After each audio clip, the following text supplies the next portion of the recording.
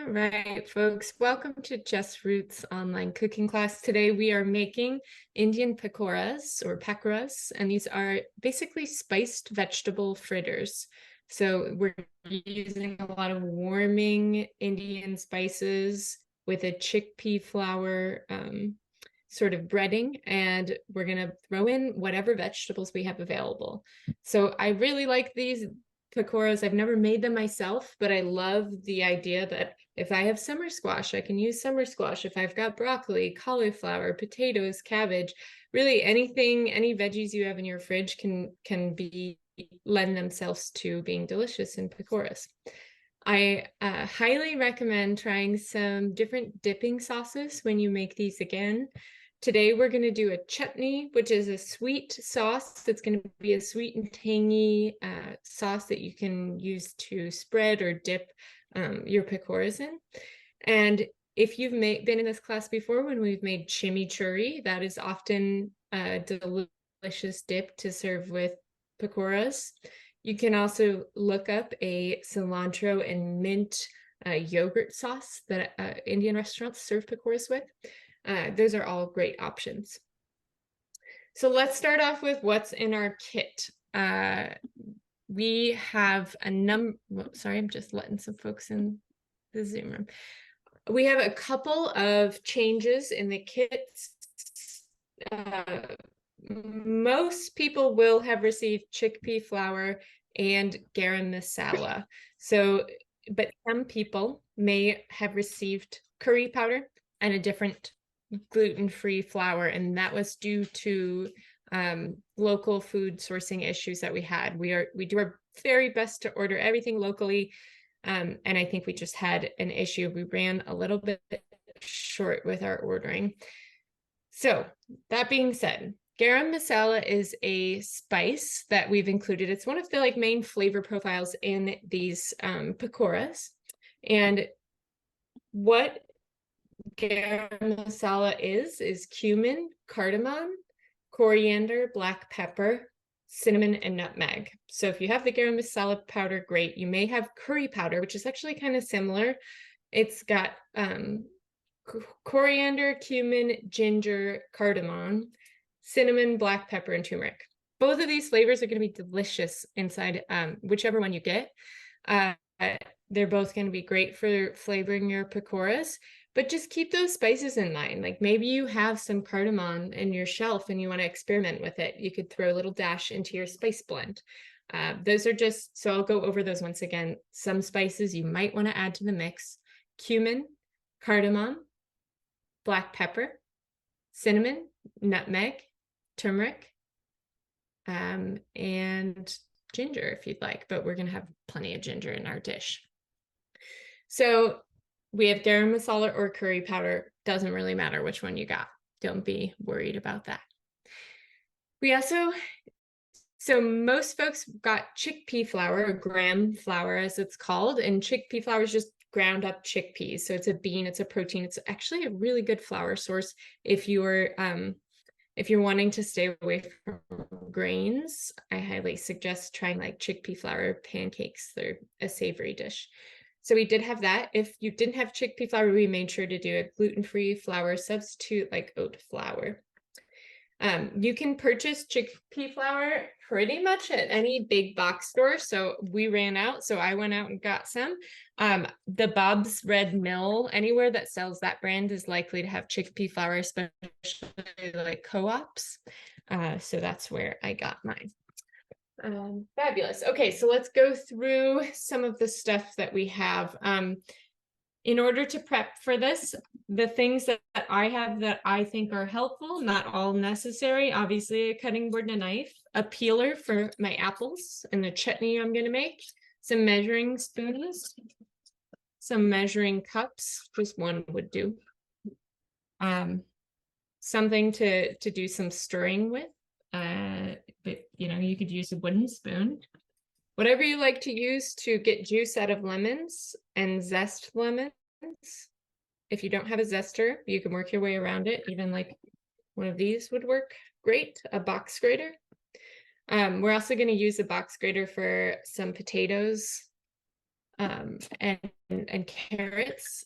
Or if you have access to like a little food processor, that's going to save you some time today because we are going to be doing a lot of vegetable processing.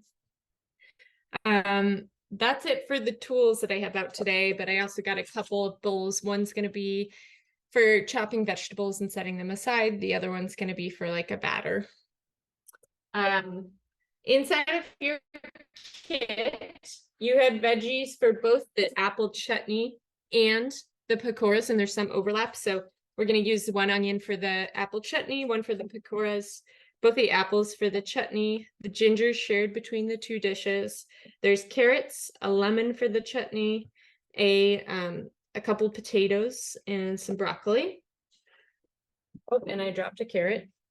And then some of the other things in your kit included canola oil. We're going to use about 4 cups of that, so that's quite a bit for the deep frying.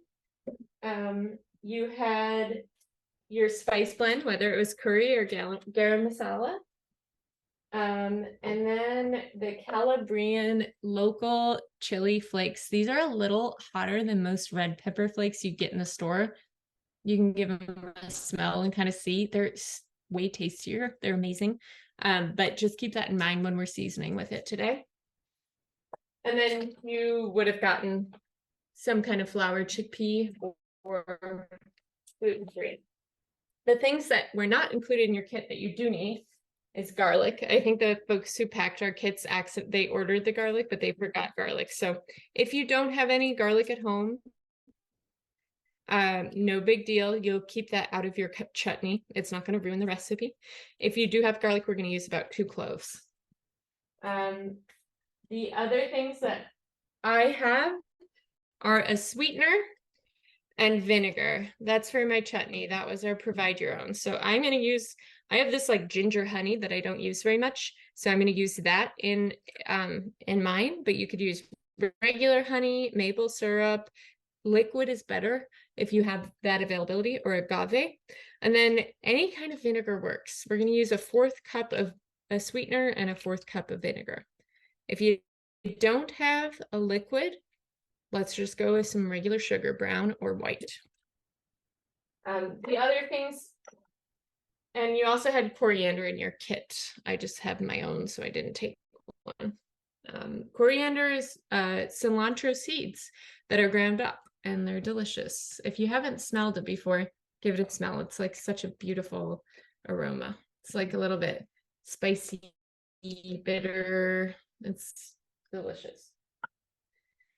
And I also brought out some turmeric in case I wanted to use that for color. It makes things really bright yellow and it's fun. All right, so let's get started. The order of what we're going to be doing, we're going to be moving fast. If you have questions, you can toss them in the chat. Irene is there to repeat anything, the amounts of things that I'm putting. Irene is going to put it right there. If you have a question, unmute yourself and ask, or write it in the chat and we'll get to you. We're going to start off with making our chutney, and then we'll push it off to the side when it's done so we don't have to think about it. Then we're going to prep our vegetables. Then we'll make our batter and we'll get frying after that. So without further ado, we're going to start with our chutney. Go ahead and grab your apples, and the recipe calls for apples to be peeled. Do you have to? No, you absolutely do not have to.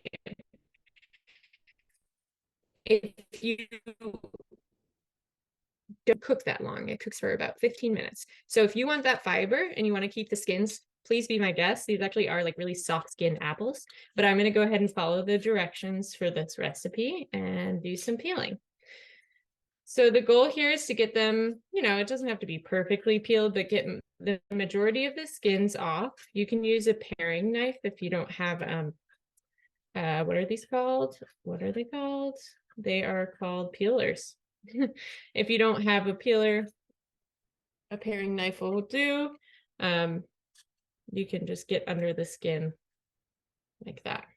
You can cut towards you. It's probably a little bit safer. So you can keep your eye on it. So I'm going to keep using my peeler because that's a little bit quicker. All right. I have to say, as someone who's like gluten-free. My friends love going to Indian buffets, and I sometimes, quite a bit, I struggle with options of what I can eat, and being able to go and get fritters, like fried stuff, which is what I want when I go out to eat, is so nice to have, be able to indulge in pakoras. So they've always been kind of a shining light for me, just of like safety and excitement of being able to eat fried food out. And they're dairy free, they're vegan. Often you can get pakoras with meat, so if you are a vegetarian, just check the menu to make sure, but generally they're vegetarian. Yeah. I'm very excited for it being cider season. We've had just the most, even though it was so warm today, the most beautiful last few days of fall, and I'm glad we got to work with some local apples. Okay, I'm almost there. So they have a little bit of waxy skin, so it can be tough. If you're a step ahead of me, which you very well may be, go ahead and core the apples, and you're going to just cut it up into small pieces, kind of like a big dice. All of these scraps are going to go to my bunnies after the workshop. So I'm going to keep those. All right, and the way I do this is I just cut kind of all four sides so I don't hit that that core. I don't want the core. And then I might do a little work to get the extra bits off the side. That's just what I found to be the quickest and the way that I get the least amount of core when I'm coring an apple. And great. And then, so I've got this is already in plenty small enough pieces to be cooking down. Use one of the bowls for this. I shouldn't put it there. So you can see.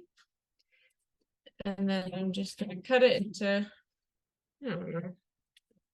I'll show you the size on camera. Just chopped up like you would an onion, like you would dice an onion. Okay, so I'll give you a second to do that with both apples.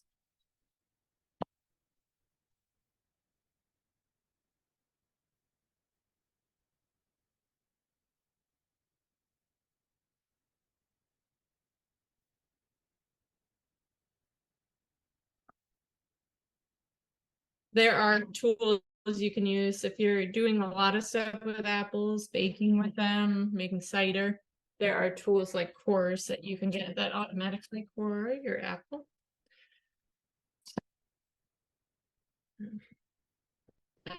We're only doing 2. I think we'll be okay.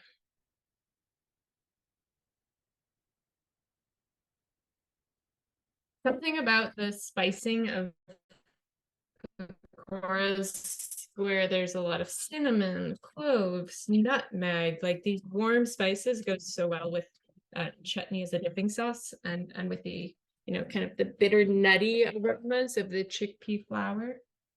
Okay, my apple is cut up. We're gonna go ahead and do 1 small onion. So I don't know what your kit looks like, but I had 1 big, 1 small. I think this is plenty for me, so I'm going to use the small one and save the big one for the pakoras. Same thing, I'm just going to dice it up and toss it in the bowl.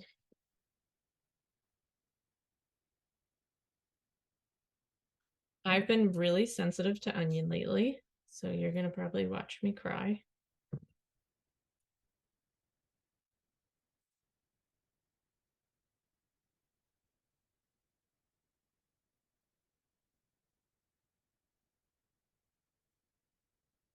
Usually I can get that off in 1 swoop, but not today.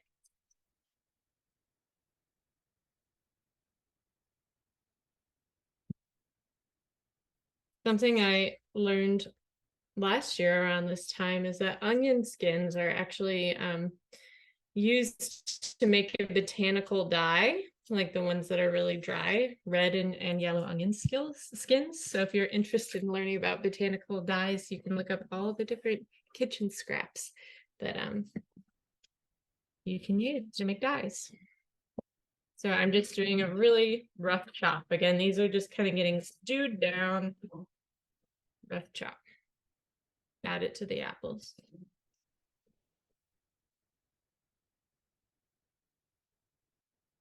Right, nice and easy. Next, we're gonna do, if you have it, 2 regular cloves or 1 very large clove.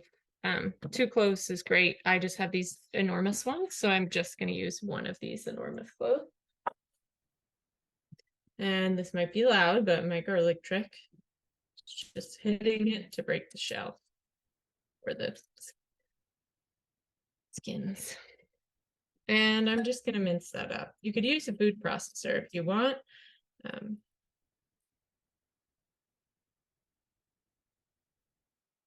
I'm just gonna use my knife. The last the last veggie we're gonna be using for this, or I guess, is garlic. So you can start, or I mean, we were doing garlic right now, is ginger. I also wrote when I was writing the recipe, I wrote in garlic as ginger a couple times. I don't know why my brain confuses those two. So you can start processing that if you're ahead of me. Okay, I just did like a rough mince for that. 2 cloves of garlic, or 1 very large clove in my case. All right, so now this bowl has our onion, our garlic, and our apples, and my eyes are going insane. Okay.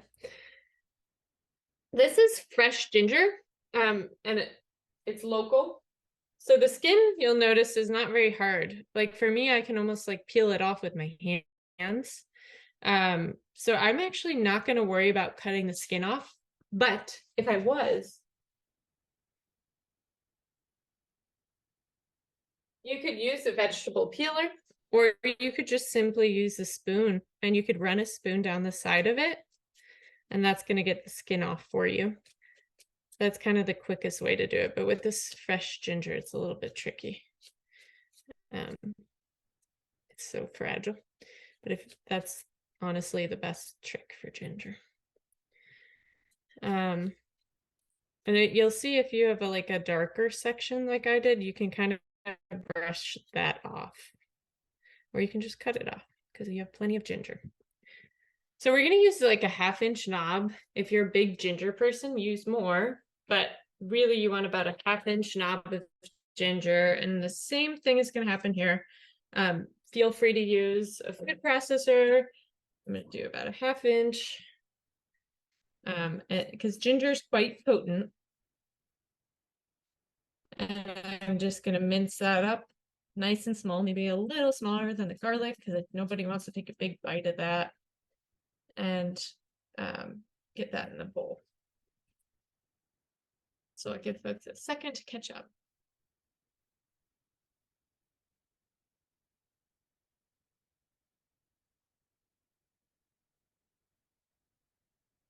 Okay, so you're gonna want to get out a heavy bottomed pot, preferably one that you can put a lid on so we can finish it, close it up, and not think about it.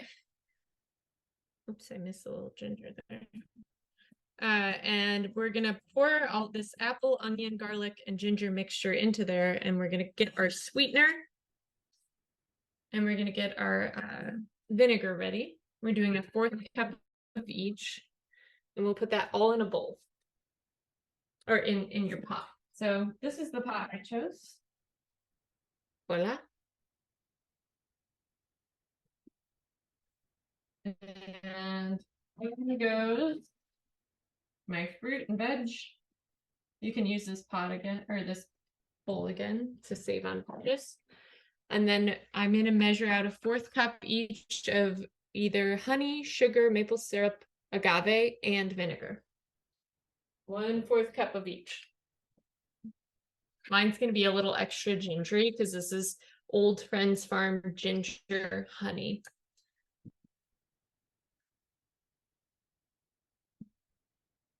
4th cup of honey. Now, if your honey is crystallized, just try to pack it into a 4th cup and see how much it is, just so you get a good understanding of how much you put in there. But crystallized honey will heat up and become liquid again. So not super worried about that. Okay. So what I'm going to do is put the heat on medium low. I'm going to cover it and I'm going to set a timer for 15 minutes. We're going to check it throughout and do a little bit of stirring. We have not added our lemon juice. We have not added the coriander, and we have not added any chili yet, or salt and pepper. So I'm just going to give it a quick stir, just to make sure everything's all incorporated. I'm going to turn the heat on medium low. I'm going to cover that. And voila. All right. Now I'm going to get some stuff ready for the next thing that's going to go in there. Here's where I'm using a lemon zester, or you could certainly use, a box grater for this. I might as well just use a box grater since it's already out. You can, whatever setting works for me. If you do it on a small, I wouldn't say extra small, you won't get any out of there, but I even do it on the big setting, and that works for me. It's good to give your lemon a rinse if you're working with the peel.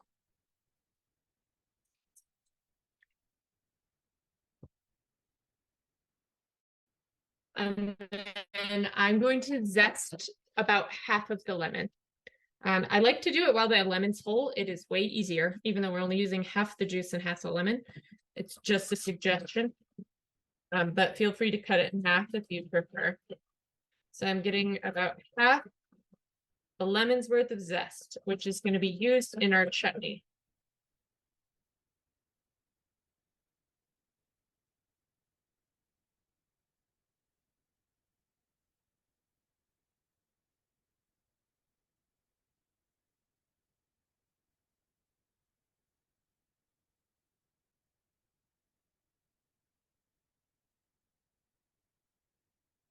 Smells so good.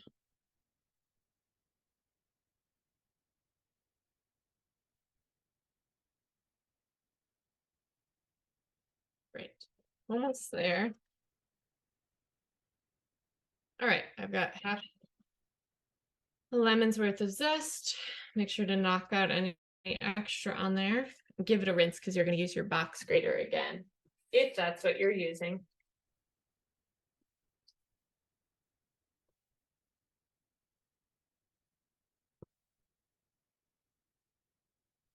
Now, folks, if we don't get to the frying today, that's okay. I'll walk you through and I'll stay on a little bit late for anyone who might have questions, but I have a feeling we're just going to get through all the prep, walk through what it's like to assemble, and then we'll be leaving you on your own, but we'll see. We'll see what we can do. All right, I've just put that lemon zest off to the side. I'm going to cut that lemon in half. Save one half for later, and then juice it. And juice into a measuring cup just because it's right there. Juice into whatever you'd like. Now, if you don't have any kind of juicing device, which this is difficult for me, probably should have cut it a little smaller. You can certainly just use your fingers. You might want to wear gloves if you have any pets. A fork is very helpful too if you want to like juice it and squeeze it. Yeah.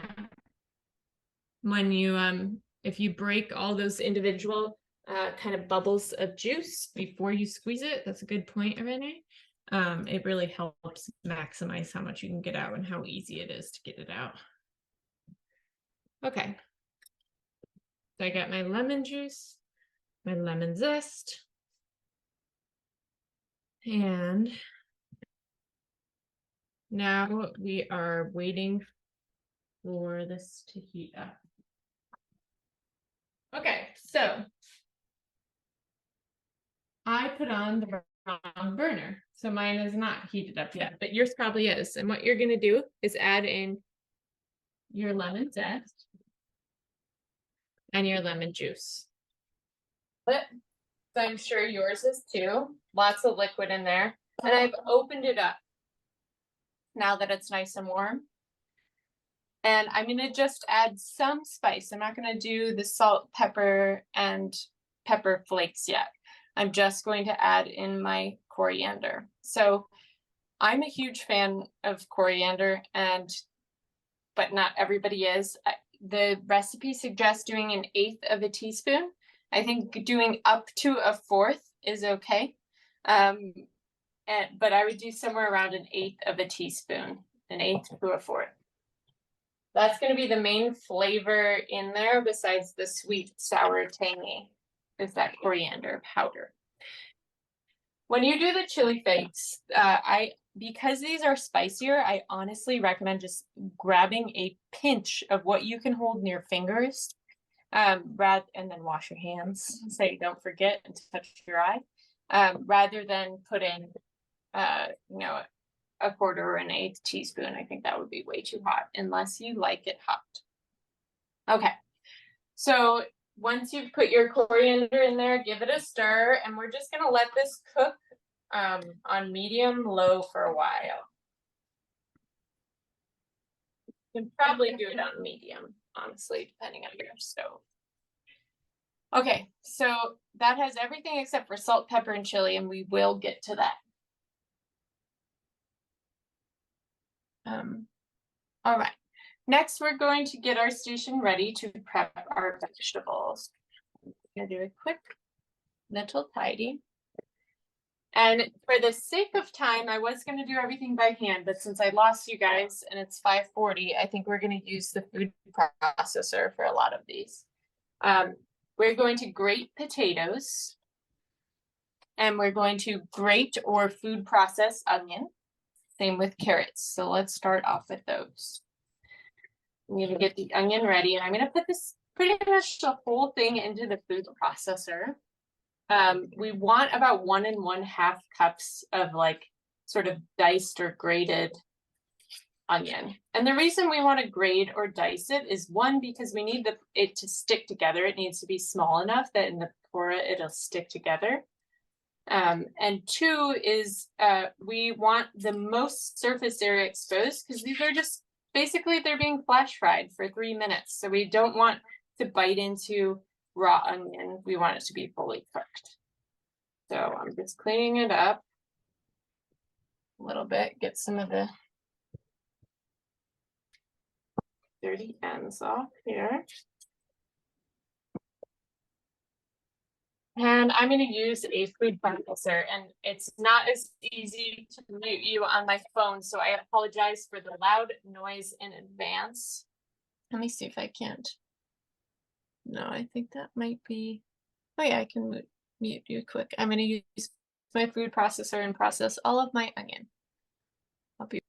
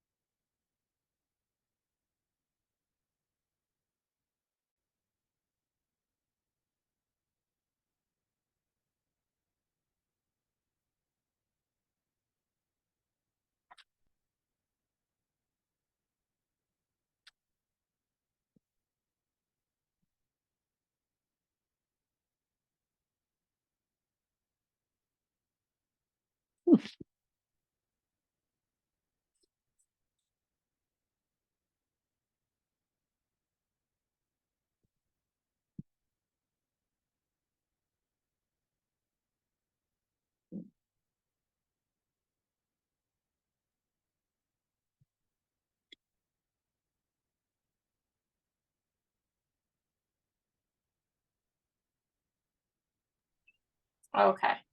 Hey, Brooke, I think we need you to put the camera in horizontal. I cannot hear you, Renee. What'd you say? Your camera is on vertical. Could you turn it as it was before? Is that better? No, we still see you kind of like on a side. If you could just put your phone down, maybe. I don't think it would. It's being held by one of those like camera holders. What do you need to see in your field of vision? You're kind of like, you're not in a landscape. You're kind of on a portrait. There we go. Huh. That's better? Yes, thank you. Okay. It says the opposite on my phone. It says I'm in portrait mode. Okay. All right. So we're gonna either grate. You guys probably have plenty of time to do this. I just want to get through it as much as possible. You're either going to grate or you can use a food processor for your onion. I did 1 whole onion, but really you want probably about 1 1/2 cups of grated onion. If you use a food processor, you'll notice that there's some extra water in there, and you want to kind of avoid that. Water makes less crispy pakoras. So that's kind of the nice part about the food processors. You can separate out some of that water. I'm going to do the same thing with my carrots. And we're going to look for about 1 cup of carrots, basically. So that should be just about 3 of your carrots. And I'm going to use the food processor again. I'm going to do better and cut them a little bit smaller this time because I'm using my itty bitty food processor. So I'm cutting my ends off.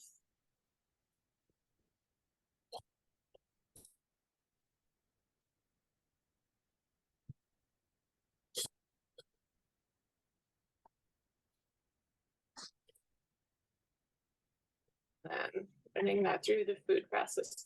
So we're trying to create more surface area so everything cooks just a little bit faster. And folks, if you don't have a food processor, use a grater like this, a box grater. I'm going to run my food processor really quick.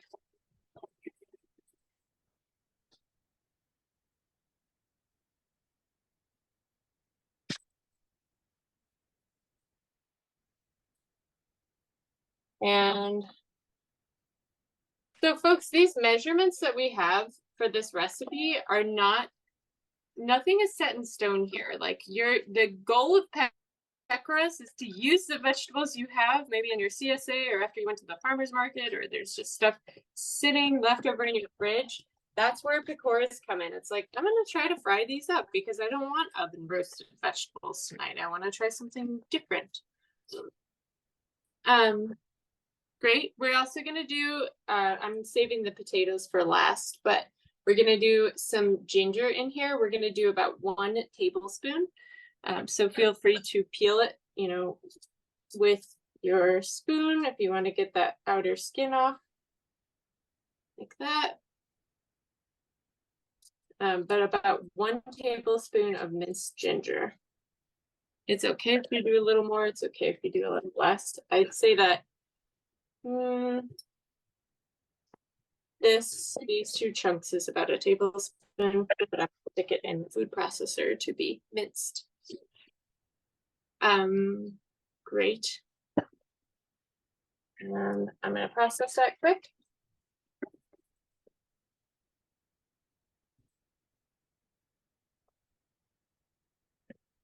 And ginger is very potent. If you haven't worked with it before, you can certainly add more, but just make sure you know what you're doing.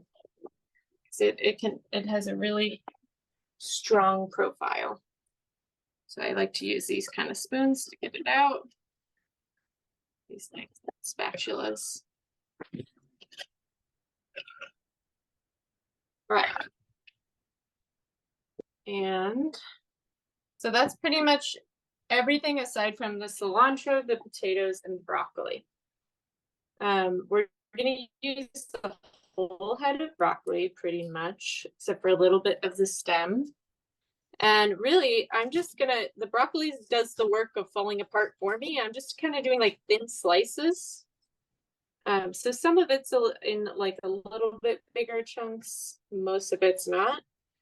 I'm getting all those little florets off. And if you'd like to, you can also use the stem up until it's like a little bit woody. Use your own discretion. Just cut the stem really small because it's super cruciferous. Can be difficult to digest if it's not fully cooked. So you're going to want to cut that up nice and small.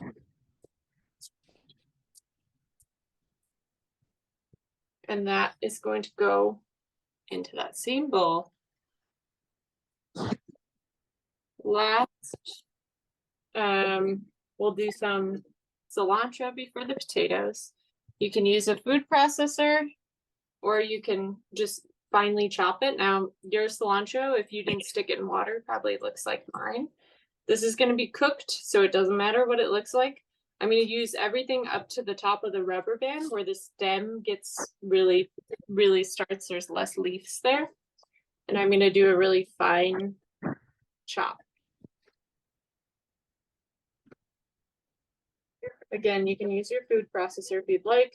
I just find sometimes cilantro or those like herbs don't blend super well or process in a food processor without a liquid in there. So that's why I'm doing it by hand. Okay, smells great. Got my cilantro in there. And then we'll go to the potatoes. So I just want to note that potatoes do have a lot of water in them. And so we're going to try to get some of that water out. And I'll explain how in a moment. If you're, you could be stirring your apple chutney a little bit, making sure it's getting evenly cooked. So you can certainly use the box grater. I leave the skin on the potato.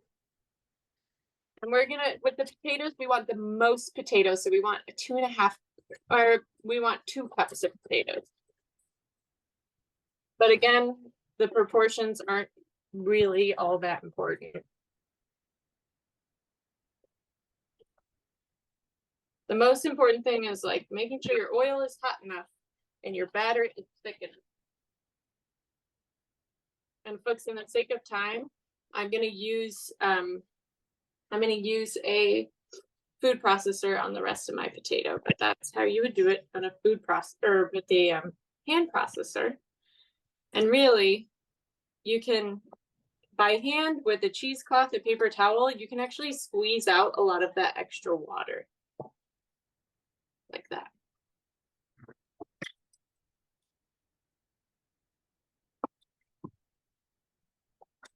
Right.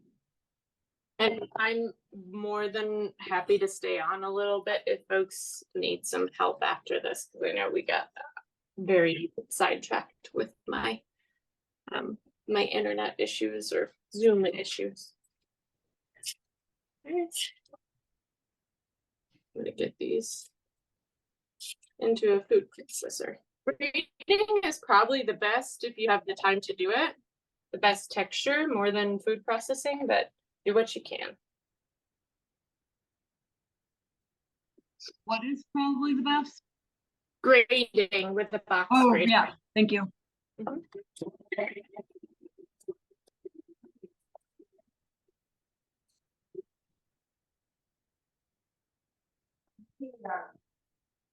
And just for, I think for the sake of time, I'm gonna pause on the vegetables because you guys know how to grate potatoes. That just takes a minute.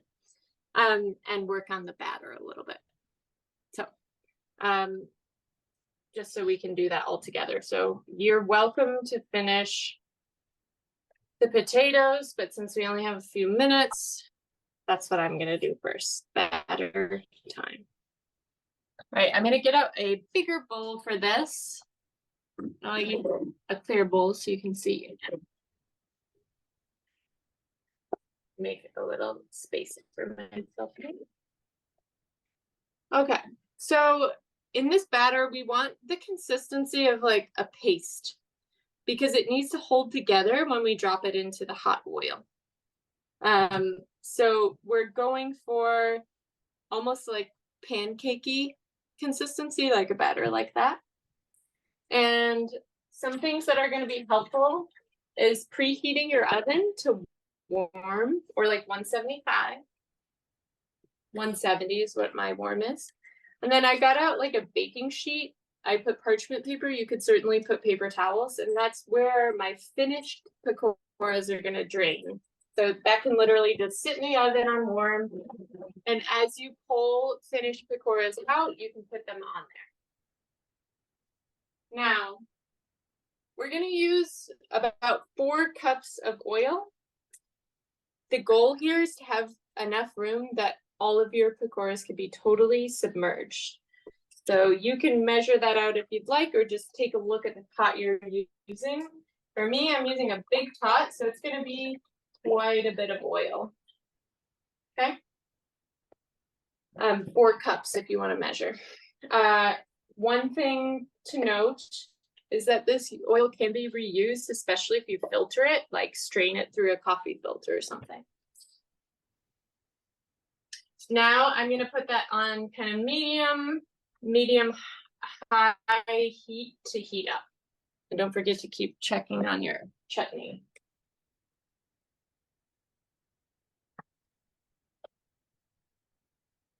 Okay. Batter time. So we're going to start with the smallest amounts of things that we're going to use. Chili flakes. These are the Calabrian chili flakes. I'm going to do 1/4 of a teaspoon of chili flakes. So 1/4 of a teaspoon of chili flake. I'm going to do 1 full teaspoon of coriander.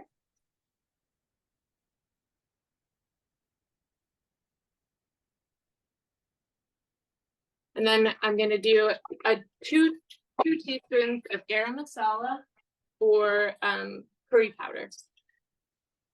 And you're welcome to do more than that. Like for me, I think I could do a whole tablespoon to 2 tablespoons. Maybe just start off with 1 tablespoon and see how that batter tastes to you. We're going to do 2 teaspoons of salt, which is quite a bit, but it's what what's salting the entire dish.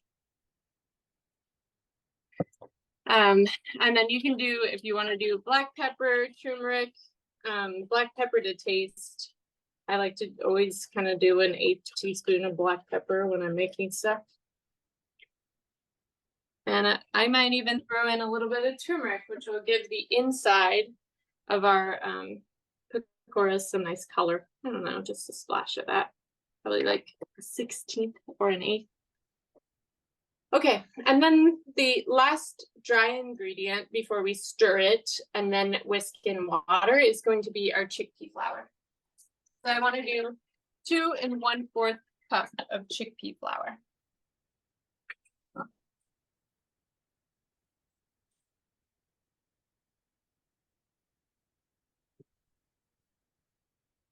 One.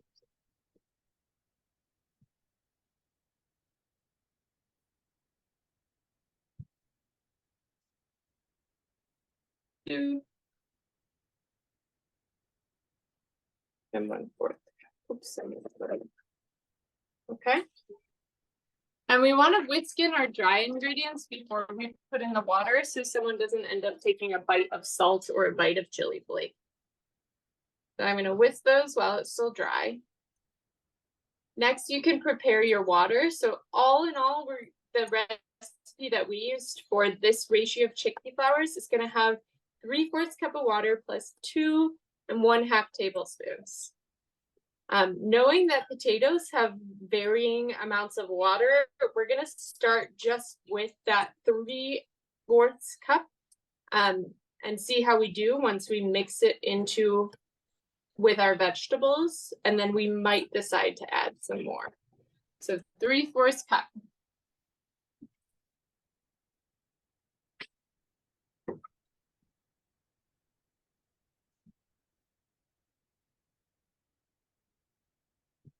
It's going to be pretty thick.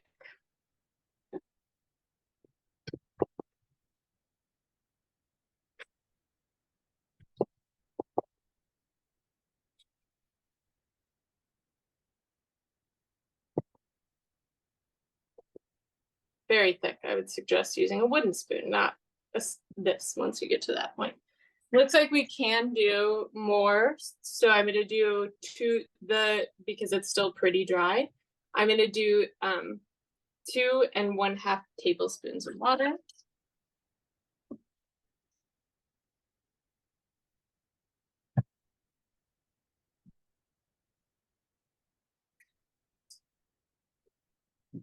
2 and 1/2.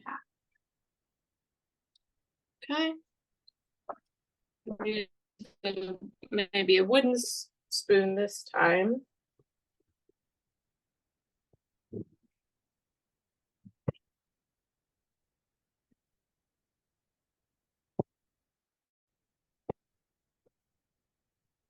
Okay, so we've got a nice thick batter. And we want to get all that flour incorporated, and then we can start adding our vegetables. So I only process a little bit of potato now, but I'm going to go through and finish that. Get the rest of my veggies in. And you'll notice there's quite a bit of water in with your veggies, which is going to add more water to the batter. You're welcome to mix by hand. And you're also welcome to add more water. I'm just showing you what this is starting to look like. Kind of like a really thick vegetable dough. As I add more veg.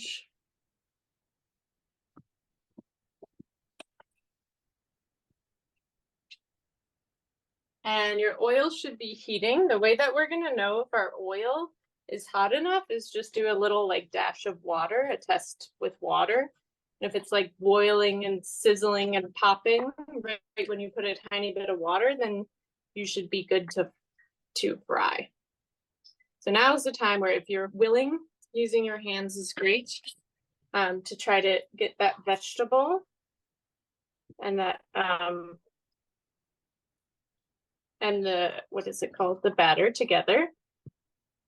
Wow, it's looking really good. And I still haven't added all my potato, but I'm gonna do a demo before I do. Again, it doesn't matter. Proportions aren't everything when it comes to pakoras.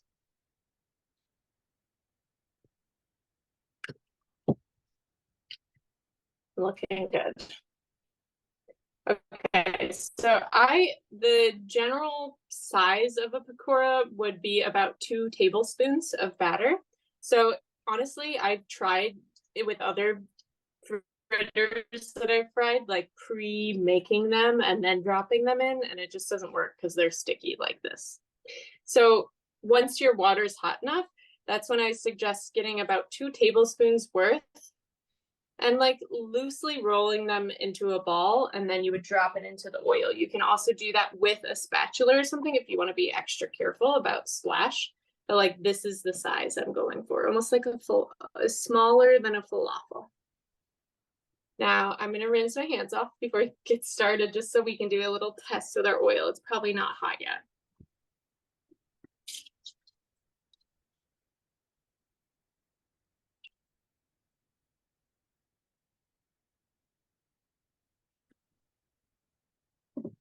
And I'm happy I can hold my batter up just so folks can see. It's like pretty sticky. Like that little round pakora I made is staying together still. That's a good sign. Hey, Brooke, if we have a thermometer, what would it be the temperature to I know? think is it 350 to have it hot enough? I don't think my thermometer gets that hot. Okay. Do you know what the frying? I don't know actually. What I the don't frying know. temp. I'll look into. You could look it up quick.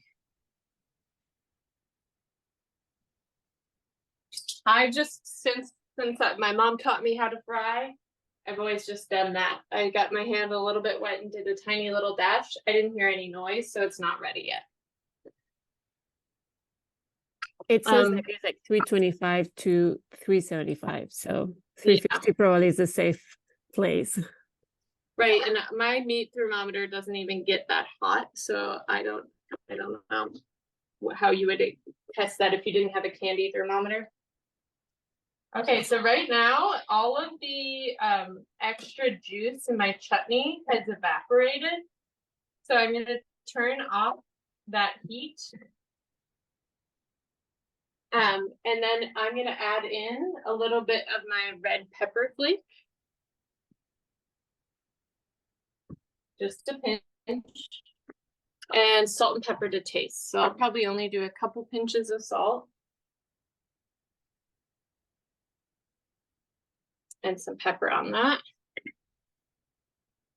You can certainly, if you have extra cilantro, you can mix that in.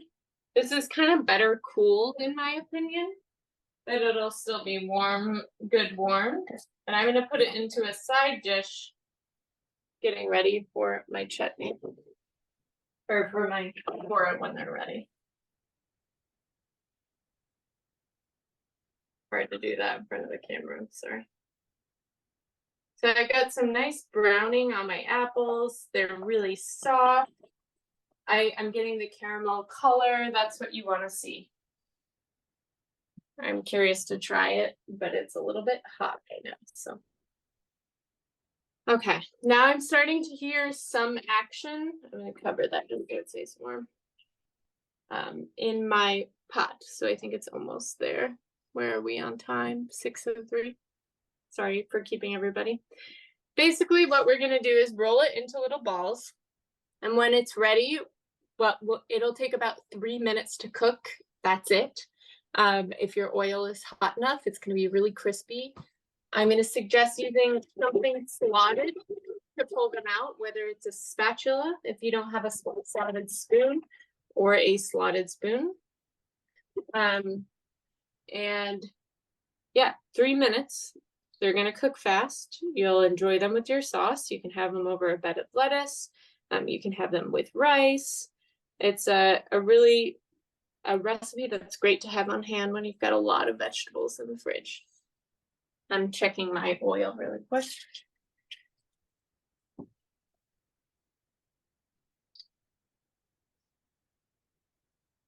Okay, so if you hear that noise, that means my oil's good. The folk method of knowing oil's hot enough. And so when you throw in your first, second, and third pakoras, they should be sizzling as that water's leaving the vegetables and the batter. And you want them to be pretty much fully submerged, if not fully submerged. I'm just tossing a couple in there.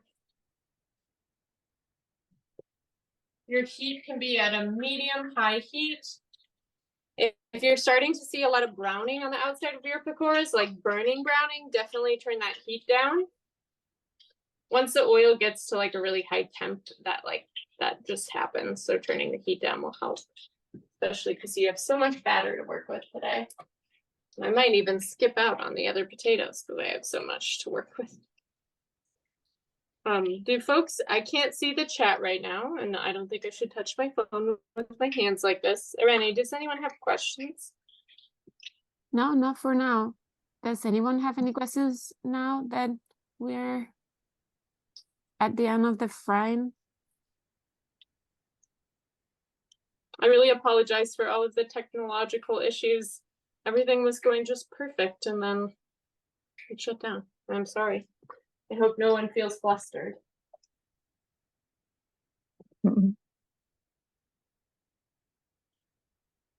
So these are going to take about 3 minutes, just so you guys know. 3 minutes each. If you're making bigger ones, I'd leave them in for 4 or 5. And I think I comfortably can fit 5 or 6 in my pot at a time. Thank you, Jerry and Andy. You are always beams of positivity.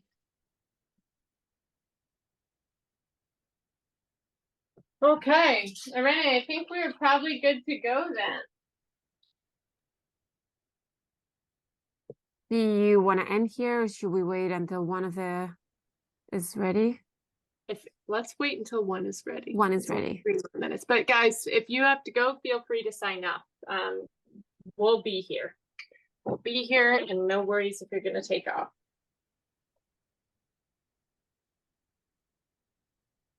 I'm excited to eat this, I have to say.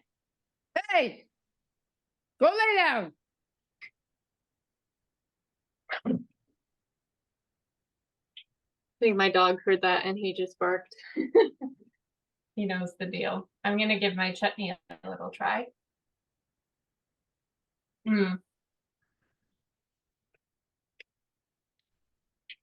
So good. That the chili flakes are very hot, so I'm glad I only put in a little pinch for that. They're delicious though. Okay. And another thing you could use instead of a slotted spoon would be tongs. Just be careful when you pull them out. So I know I'm going to show you what this looks like. To me, this is not finished yet, but it is getting crispy and delicious. Looks really good. That one is not ready yet. I'm going to leave it in for another 2 minutes or so, but or another minute, but it's getting close. Another thing I thought of would be really good in these is spinach. Like even if you had frozen spinach, it would be a good use of that.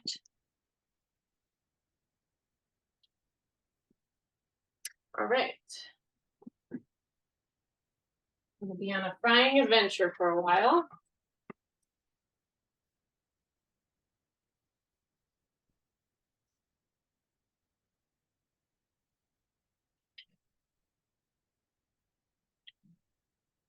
I'm kind of flipping mine because the bottoms get a little bit browner than the tops. They're going to want to flip back over, and that's okay. But I want to kind of get all sides surrounded. And I'm going to show you the color that I'm looking for. The color I'm looking for is that kind of brown right here. That's what I want to see. And I want to feel, I want to be able to scrape it and hear that noise. And maybe even a little bit more than that. So I'm tossing that back in just because there's so much water in the veggies that we have. Want it to really be crispy.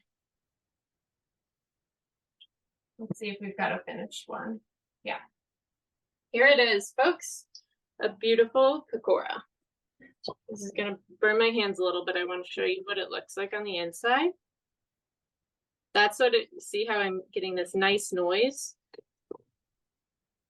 And we've got our veggies in the inside still looking fresh and light, and the golden skin on the outside. And it's delicious. Oh my goodness. I can't wait. Okay, good. Okay, folks, Renee, I think that's probably good, right? Yeah, thank you everyone for being here, and please let us know if you have any questions. You can email us or send us a message through YouTube, and we'll see you next month, hopefully. Bye.